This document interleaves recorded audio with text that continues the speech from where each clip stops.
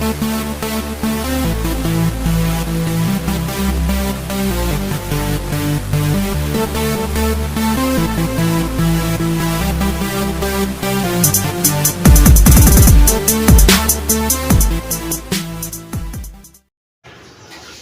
happy Sunday racing, bayang karerista. Shoutout lang tayo saglit.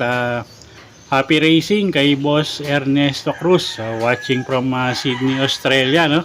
At advance happy birthday kay Boss Criselda Magalpo, Batang Kangkalo, pagbate galing kay Boss Joey Hipolito. At happy racing na rin kay Boss Ronald Susim.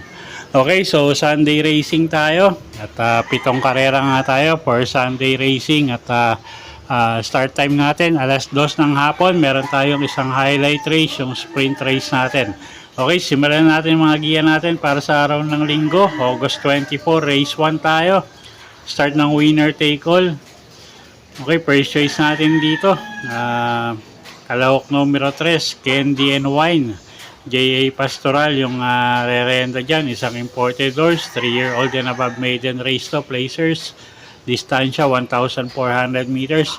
At yun nga, no, first choice natin numero 3, Candy and Wine. At medyo mainam yung linyada niyang kabayong yan, so first choice natin yan. Second choice natin dito, kalahok numero 6 na si Lucky Mama, gagabayan naman ni J.D. Huco. At medyo respectable din yung tempo niya para sa 1,400 meters. Okay, so dito sa race number 1, first choice nga natin, tingin ko medyo lamang yan, numero 3, Candy and Wine. Second choice, numero 6, Lucky Mama. Okay, race 2 tayo, class 4, 42 to 56 bracket, distansya 1,400 meters. First choice natin dito, kalahok numero 5 na rin na si Club Habana. JMS Torque yung re-renta dyan at isang diremating kabayo, baka mapaborang distansya sa kanya at siya nga yung first choice natin dito. Second choice, kalahok numero 3, Wild is the Wind, A.R. Villegas yung sasakay dyan, gamay nung hinete, isang diremating kabayo din. So second choice natin yan, numero 3, Wild is the Wind. Okay, so sa race number 2, ang first choice nga natin, entry number 5, Club Habana. At second choice nga natin yung kalahok numero 3 na si Wild is the Wind.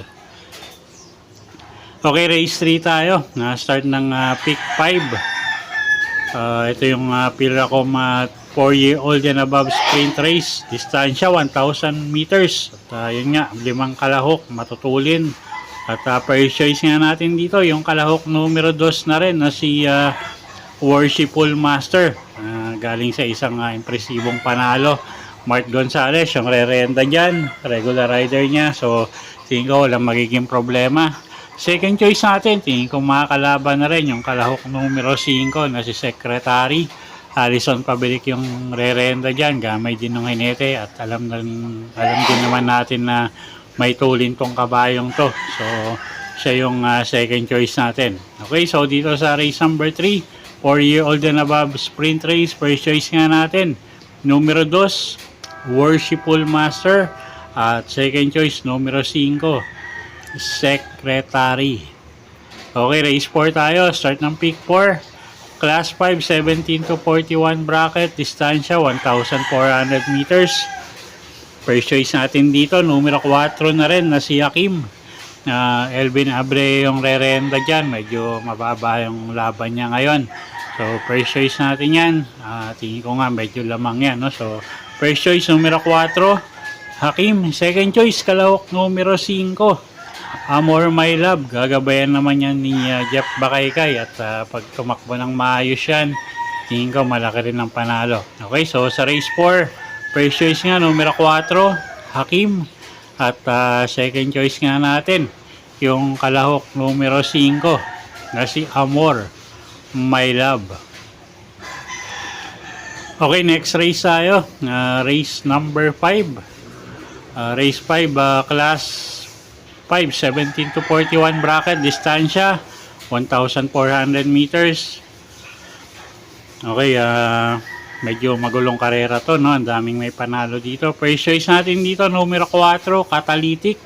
Jan Alvin Gusi yung re-renda dyan. Medyo pag tumakbo ng maayos yan, tingin ko malaki panalo, no? Medyo inconsistent lang manakbo, pero yun nga, pagka maayos yung tinakbo niya, malaki panalo niyang kabayong yan.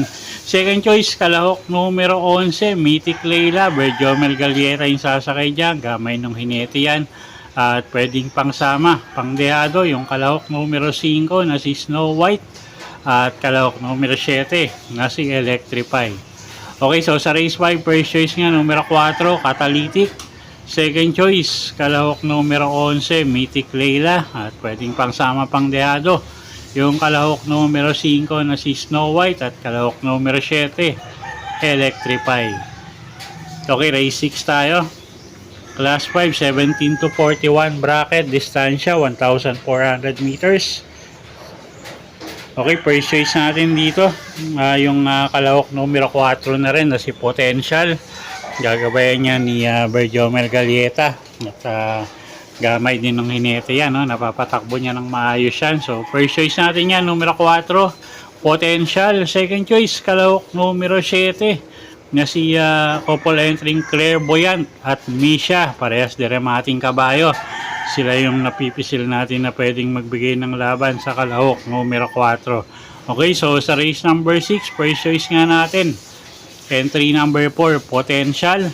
At second choice nga natin, yung kalahok numero 7 na couple entering Clairvoyant at Misha. Kayo na bahala kung gusto nyo dagdagin numero 1 at baka makasolo area yung couple entry na yan. Okay, so next race tayo, race number 7. Last and final race for the day, class 4, 42 to 56 bracket, distansya 1,400 meters. Okay, first choice natin dito, kalahok numero 9 na rin na si Bride 3. JD King Flores yung sasakay dyan, isang imported horse. Tingin ko nga, napakagaang ng laban niya ngayon. So, first choice natin yan, kalahok numero 9. Bride 3. Second choice, kalahok numero 10, Lilibel. Gagabayan naman yan ni JB Hernandez at isang up and coming horse yan, no? So tingin ko may ibubuti pa yung kabayong yan at pwedeng pangsama, pangdehado, yung kalahok numero 12 na si American Paria at kalahok numero 7 na si Keynote Speaker. Okay, so sa race 7, first choice nga, numero 9, Bride 3. Second choice, kalahok numero 10, Lilibel. At pwedeng pangsama pangdehado sa mga exotic nyo, yung kalahok numero 12, American Paria. At kalahok numero 7 na si Keynote Speaker. Okay, so yun po yung mga giya natin para sa araw ng Linggo, August 24, 2025. Sana po yung makatulong sa pagpili nyo ng mga tatayaang kabayo. Inuulit ko po, kayo pa rin po masusunod kung saan nyo itataya yung pinagpaguran yung pera. Good luck po at happy Sunday racing, bayang karerista.